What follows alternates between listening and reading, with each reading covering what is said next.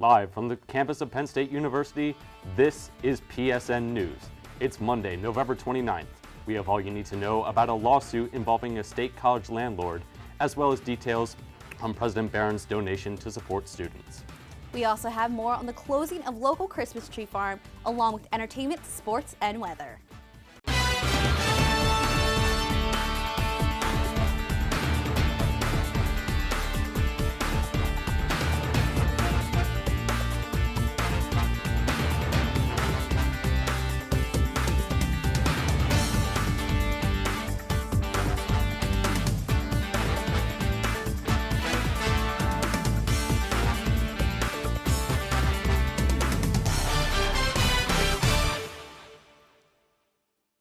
Thanks for joining us tonight. I'm Cameron Lobley. And I'm Madison Miller.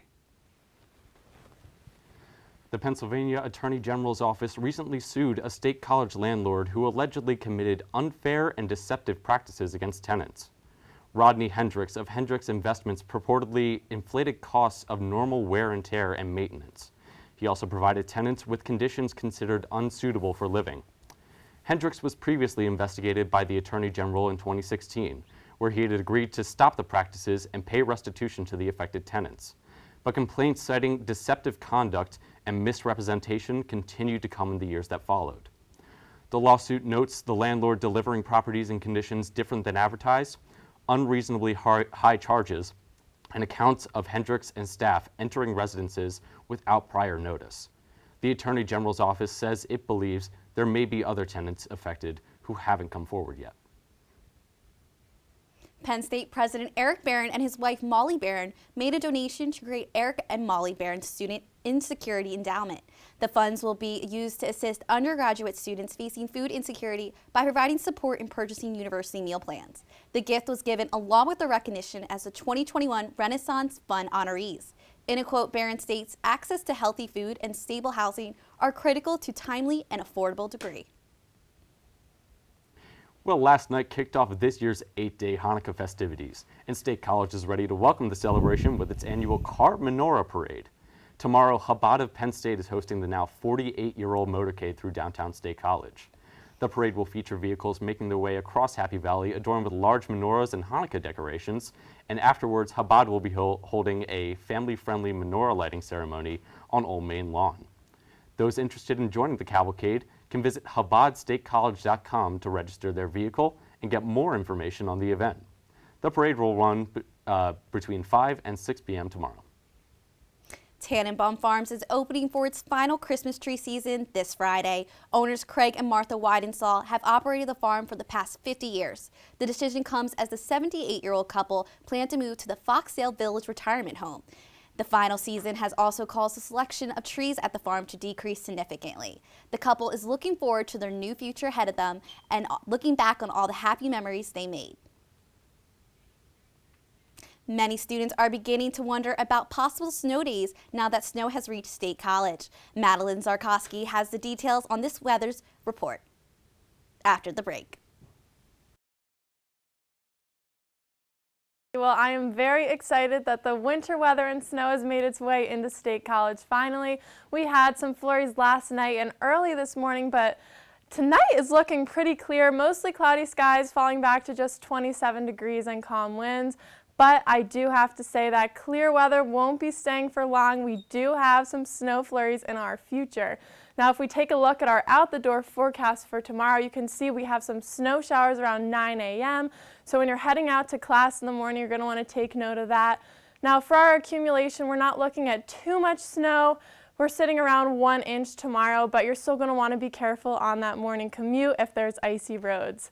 Now, that snow should clear by about noon, and we're increasing in our temperature slightly, 32 degrees by noon and 38 by 5 p.m. Now, if we jump ahead to this weekend, we don't have a football game this weekend, and we're looking at cloudy skies on Friday, Saturday, and Sunday. We'll also see some dropping temperatures on Saturday and Sunday, with our lows dropping down to just the mid-25 degrees.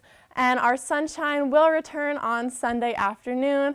It'll creep out between the clouds finally after a long cloudy week. Now taking a look at our 7-day forecast, like I said, watch out for that snow on Tuesday, and we're looking at clouds all the way up until Sunday. Now my pick for the week is Thursday. Our high on Thursday is 50 degrees, which is pretty warm for November, so I'm looking forward to that. And if you're planning on getting outside, I recommend Thursday. Now looking at John Zarnecki with the latest sports stories of Penn State.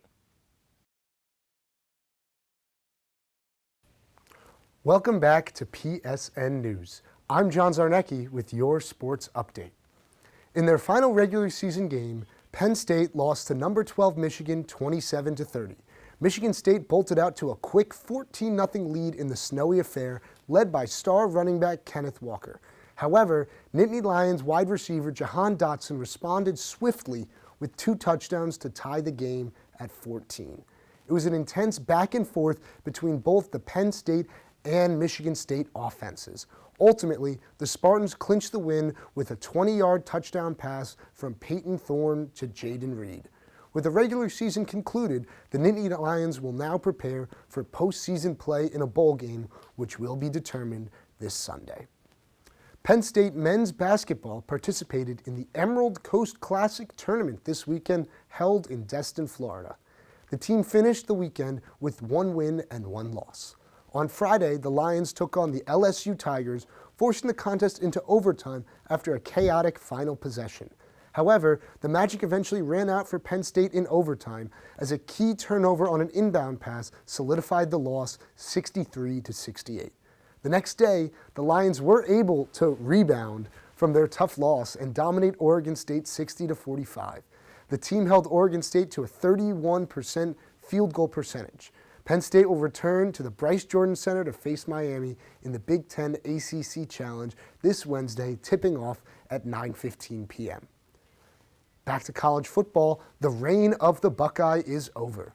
In one of the most anticipated matchups in the Big Ten this season, number 5 Michigan defeated number 2 Ohio State with a final score of 42-27. This big win advances the Wolverines to the Big Ten championship against Iowa next Saturday and ends Ohio State's streak of 4 consecutive Big Ten championships. In another game of snow football, the Wolverines' game plan to run the ball proved to be extremely effective as they ran for 297 yards. This win marks Michigan coach Jim Harbaugh's first win over Ohio State in his 7-year tenure and Michigan's first win against OSU since 2011. Michigan fans stormed the field, and now they may be also storming into the college football playoff with a win in Indianapolis next Saturday. That's all for sports. After the break, Tusha Pham will bring you the latest in the world of entertainment. Welcome back to PSN News. I'm Tusha Pham with your entertainment update. Looking for a change of scenery, maybe a new study spot? At 123 South Burroughs Street, you will find Penn State's new Downtown Innovation Hub. It is a newly opened center with spaces for students and community members to collaborate and work. The space is 85,000 square feet and has 6 floors, each with various focuses. The ribbon-cutting event for the new $56.8 million building took place on Friday, November 19th, and was a capstone of the Invent Penn State entrepreneurial program led by University President Eric Barron. His goal is to, quote, drive job creation, economic development, and student career success by connecting researchers with the people who can help bring their discoveries to the marketplace, end quote. The new addition supports the relocation of Happy Valley Launchbox and aims to ignite innovation and academic development. The communal space will surely give you that extra boost of motivation and serve as your new home for innovation and collaboration. Walks on Water Kicks, otherwise known as Wow Kicks, also recently opened for business downtown. Located at 413 East Calder Way, the sneaker shop buys, sells, and features over 200 luxury streetwear sneakers and hypebeast apparel. Penn State graduate and barber Spencer Haley came up with the idea when he noticed an empty room inside the already established pregame barbershop. The store is comparable to online sneaker trading sites such as Go or StockX. However, Haley allows visitors to try on the shoes and negotiate the price. With so many options, it'll be shoe love at first sight. Haley hopes the shop becomes more than a retail experience and to be a space where students can sell their own personal lines. If you are interested in selling your shoes, you can message Haley through the store's Instagram page at WalksonWaterKicks. The AMAs took place on Sunday, November 21st, and it was surely memorable. South Korean boy band BTS made history at the American Music Awards by winning every award for which they were nominated, including Favorite Pop Duo or Group, Favorite Pop Song, and the Artist of the Year award for the first time. Not only was it a big night for the boys, but Taylor Swift broke her own record for most AMA wins of all time, winning Favorite Female Pop Artist for the 7th time. In addition to that, Evermore also won Best Pop Album, making Swift total 34 AMA trophies. Olivia Rodrigo had the most AMA nominations of the night, taking home the award for New Artist of the Year. She had anything but a brutal night. Alongside her were Doja Cat and Megan Thee Stallion, winning 3 awards of the night. The award show was filled with unforgettable performances from BTS, Bad Bunny, Tyler the Creator, and many more. The show definitely went smooth like butter. That's all for your entertainment update. After the break, we had the latest stories from across the nation. Thanks, Tusha. Coming up next, interview anchor Carly Knowlton will be speaking to a member of the Penn State Lionettes. Stay tuned. Today I get the chance to speak with Elena Johnston, a member of the Lionettes dance team. Thank you so much for coming today, Elena. Thank you for having me. I'm really excited. So my first question for you is, when did you start dancing? So I started dancing when I was 4 years old. It has definitely made me the person that I am today. Couldn't live without it. And yeah, it's been a very long time and I don't ever plan on stopping. So what made you choose Penn State? A lot of factors went into me deciding on Penn State. It definitely was the outstanding academics and just it's a respectable school and of course a very talented dance team. And I love Penn State and I'm really happy with my choice here. That's awesome. Do you have a favorite dance move that you guys do? Personally, I don't have a favorite dance move, but I think as a team, our favorite move is a kick line, just because everyone knows what it is, and when the crowd cheers, it just makes us so happy, and we love the kick lines. That's awesome, and I love seeing them too at the games. How do you guys remember each different move, and you all are such in sync? I think that with starting so young, our bodies just got used to muscle memory, and of course it does take a lot of practice as well, but we practice multiple times a week to prepare for these performances, and there's never a time where we can't just not think of what's coming next, but I think with all of the practice and hard work as a team that we just come together and know what we're doing for performances. So because you practice, I think you said 4 days a week, how do you manage your schoolwork on top of all that practicing? It's definitely tough, but I think that we all understand how much discipline and hard work it takes to be not only an athlete but also a student. So we just hold each other accountable and make sure that we are getting our schoolwork done, what we need to do for dance, keeping up with our mental health, our physical health, and everything like that. That's awesome. I love that. So how has being on the Lionettes dance team opened up new opportunities for you for the future?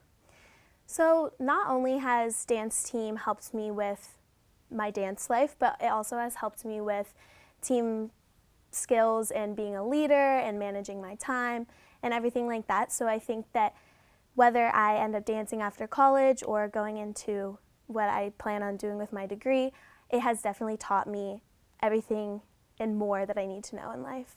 That's awesome. I love that. And it's good that you guys are all there for each other, help each other out whenever it's needed. Definitely, yeah. So what are your hopes for Lionettes in the next following years? In the next following years, we're training every day super hard for our nationals, which is actually coming up in January. So hopefully we place at nationals or something super exciting like that. So I think that we're all planning and working really hard towards that goal. I love that. So because you guys are always on the field in Beaver Stadium when we're hosting home games, do you ever feel like you're missing out on tailgates, or does that not bother you? A lot of people ask me that question, and I have never not wanted to be in a game. The moment I step on the field, it feels like magic, and I would not trade it for anything. Oh, that's awesome. Yeah, you guys look great out there. Thank you. Trying to think of any other following questions I have. How did you know when you came to Penn State that you wanted to become a Lionette? I knew that I wanted to become a Lionette because of the bond that the team has. These girls are my best friends, and I know that they have my back, and I will always have their back. And I think that the bond that the team has is something very special and rare that it's super hard to find, but we all want the best for each other, and they bring the best out in me, and I hope to do the same for them. That's awesome. And my final question for you, I think, is do you ever get stage fright? Personally, I do get stage fright, but as soon as I step on the field, like I said, the crowd is just roaring for you, and you know that they want the best for you, and it just makes you so excited. And honestly, the adrenaline just carries you through the performance, or when we're cheering on the sidelines. And it feels like the crowd is honestly on the field with you because they're cheering so loud, and it's just we're all in it together, and like we are all part of Penn State. So I think that's what really makes the performances so special, is just knowing that everyone is there for you. Right, yeah, 107,000 fans, everyone's cheering, so much school spirit.